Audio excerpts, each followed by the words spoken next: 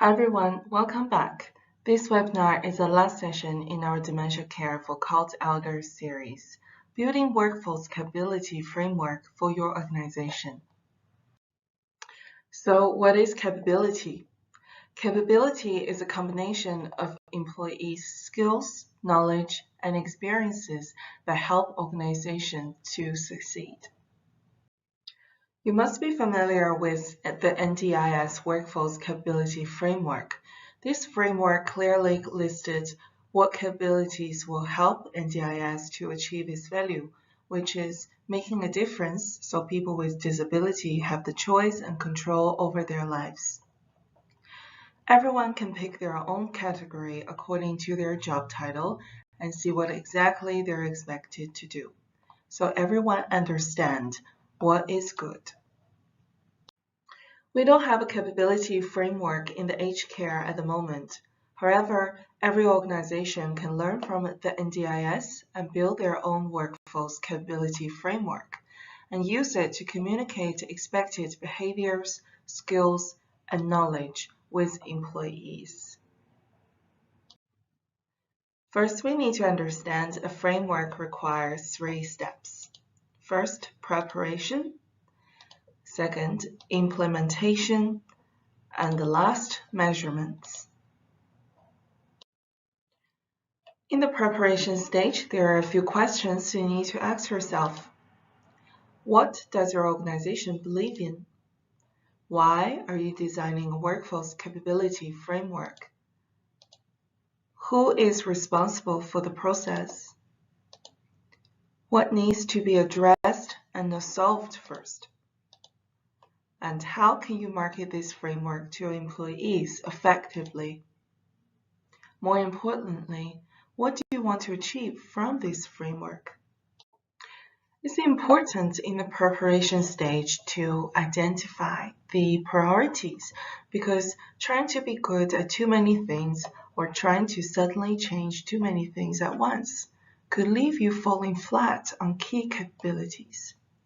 You can use this chart to prioritize capabilities by accessing their risk against their future importance.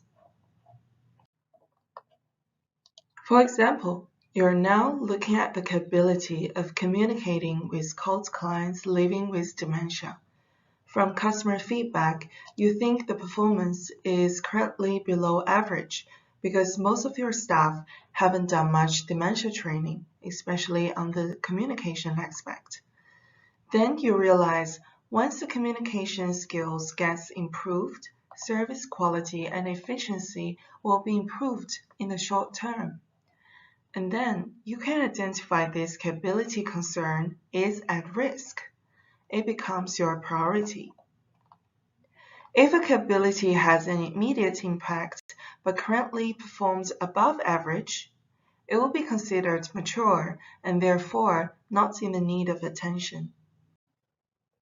Communication strategy determines how your employees will buy what you're trying to sell.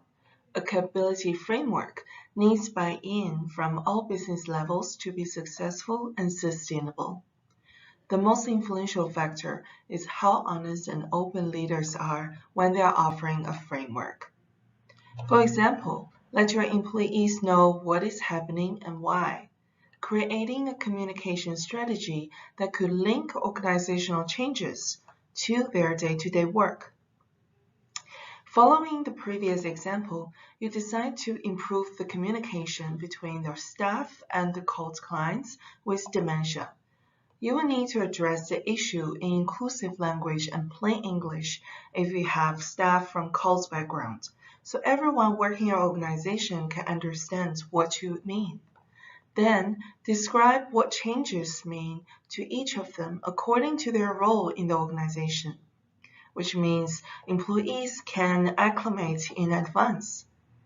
Giving out self-assessments is also helpful, so your employees can ascertain their proficiency in demonstrated capabilities. It also gives you a good view of what needs to be worked on first. In the implementation stage, we have to focus on the training and development program and the workforce planning in your organization. Try to ask these questions. What should be covered in your organization's training and development programs? How is the current training structure? Is it efficient and effective? Are you placing the right people with the right skills in the right place at the right time?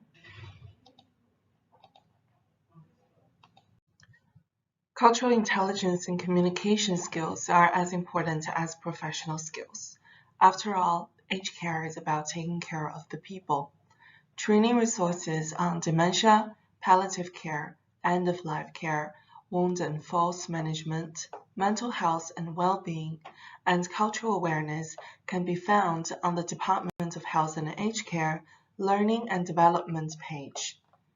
If you want to master your organization's cultural intelligence, PICAC organizations in every state are here to help you. PICAC Western Australia has developed a free culture training course, Keys to Diversity, for everyone who works in aged care. Just need to simply enroll through Fortis Consulting e-learning site at fortiselearn.com.au. One of the biggest challenges in the sector now is workforce shortage. Unfortunately, there is no cure for now. PwC identifies 4 steps that individuals providers can take to attract, support, and retain workers. Firstly, although wages uplift or potentially encourage more workers to choose a career in the aged care, research found that people attracted to working in the sector are often motivated by altruistic reasons. So, organizations should consider this when recruiting potential employees through a clear and genuine commitment to the values and philosophies supporting high-quality care.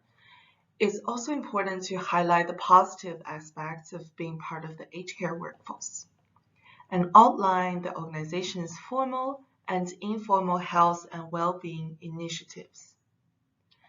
Secondly, developing the right skills. Empowering workers to upskill via clear career pathways is critical. Apart from the skills I mentioned in the previous slides, organizations can also encourage skills alignment and operational efficiency by redesigning or creating new roles, such as roles focusing on the digital skills. Thirdly, supporting cultural competency by hiring workers from cult backgrounds. And lastly, leading collaboration and safety. A strong, inclusive organizational culture that recognizes and rewards good performance while also providing clear accountability for substandard performance is the key. The last step is to set up a measuring strategy.